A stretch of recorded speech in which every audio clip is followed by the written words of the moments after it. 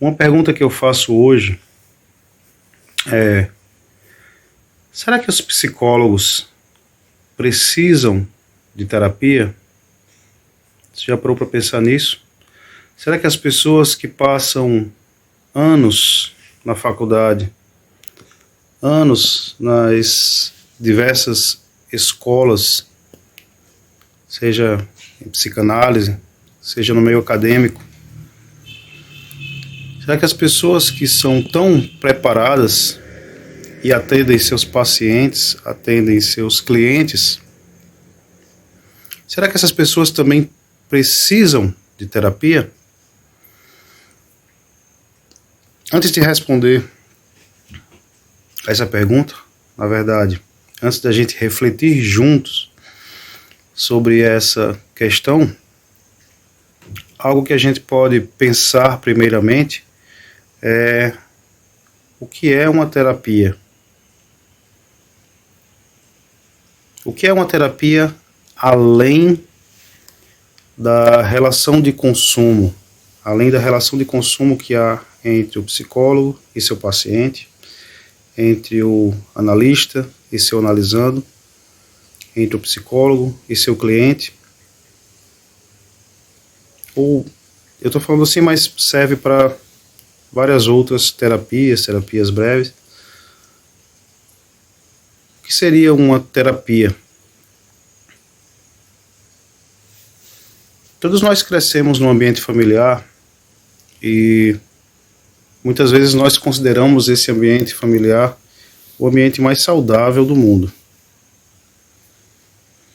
A verdade é que por mais amor que nós possamos ter pelos nossos pais, é importante saber que eles também tiveram na sua educação algumas falhas, porque seus pais também tiveram algumas falhas, e porque é um processo natural de choque de gerações, ou até mesmo dificuldades em transmitir cultura, transmitir educação. Sempre há um ruído na comunicação e sempre acaba existindo algum trauma que se passa, ou alguma palavra não dita da forma correta. Sempre há algo a se considerar nesse processo do nosso crescimento, da infância para a vida adulta. Os psicanalistas chamam isso de complexo de Édipo. Durante a fase do complexo de Édipo, em que haverá identificação, castração,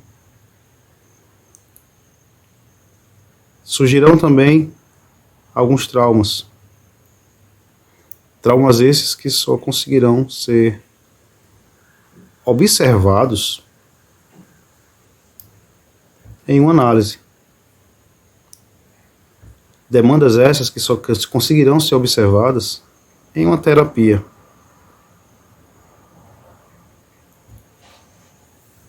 Daí também que o paciente sofre com essas demandas.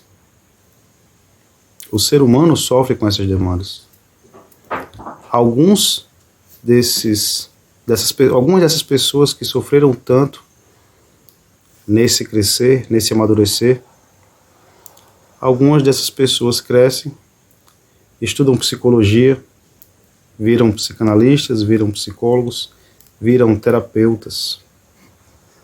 E elas também carregam em si tudo que eu falei. Elas carregam em si seus traumas, elas carregam em si suas dificuldades, seus bloqueios, ou o que muitas pessoas chamam de suas crenças. Algumas ainda chamam de crenças limitantes.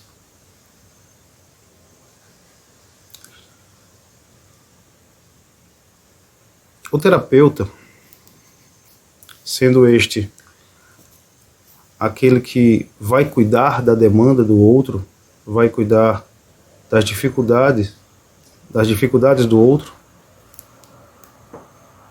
precisa e é fundamental que esteja bem com as suas demandas. Ele precisa perceber, ele precisa observar as suas próprias demandas.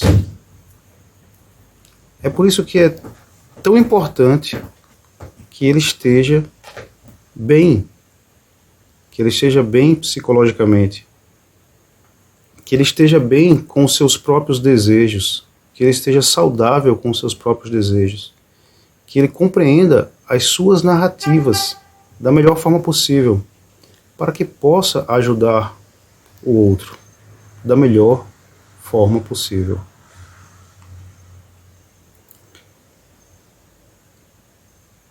É preciso, e é muito importante, que ele esteja em dia com a sua terapia.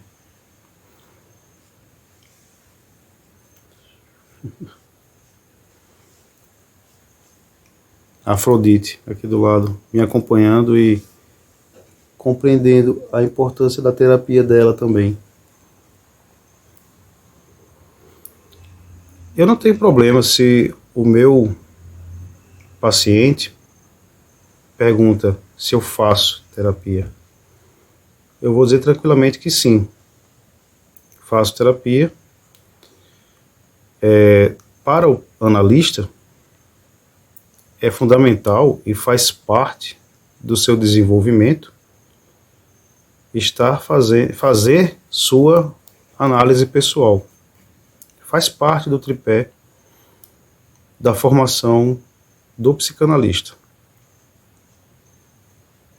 E nas outras linhas de pensamento, nas linhas de pensamento da psicologia, isso também é fundamental. É fundamental que os psicólogos estejam fazendo sua terapia. Pensa comigo, se por acaso o psicólogo trata um cliente, trata um paciente que vem com uma demanda parecida com a dele, seja qual for essa demanda, seja um clássico, que é como eu costumo dizer, a relação entre pai e filho, entre filha e mãe, entre pai e mãe. Imagina um paciente que traz uma demanda de abuso.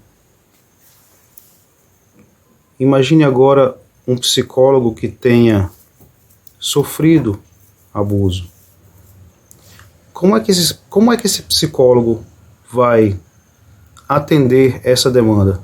Como é que o psicólogo vai observar a demanda do outro que sofreu ou sofre uma demanda igual à sua? Certamente ele cairá numa contratransferência. Certamente ele cairá esquecendo a ciência que ele se propôs a estudar, o estudo dele em psicologia. Ele vai esquecer e vai trazer de si suas experiências pessoais de sofrimento.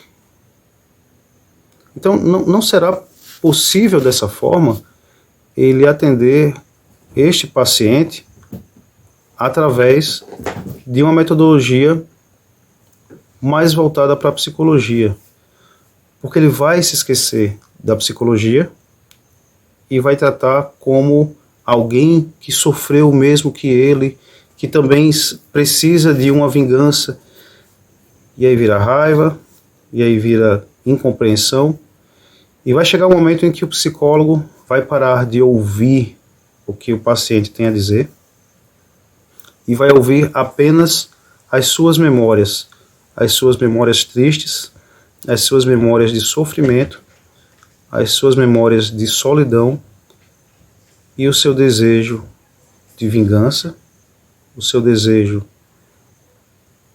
por tornar aquela sessão algo que ele possa usar para atingir alguém. Eu estou falando isso e muitas vezes isto ocorre de forma inconsciente, tá? Tudo isso que eu estou falando não é que o psicólogo vai planejar se vingar na história do outro. Mas é muito natural que ele possa usar inconscientemente a narrativa do outro para justificar as suas tristezas, as suas decepções e até mesmo as suas frustrações. Então, por isso, é por esse motivo, principalmente, que eu considero que o psicólogo, o psicanalista, o terapeuta, deve sim buscar um acompanhamento para melhor prestar o serviço à comunidade e ao outro e a si mesmo.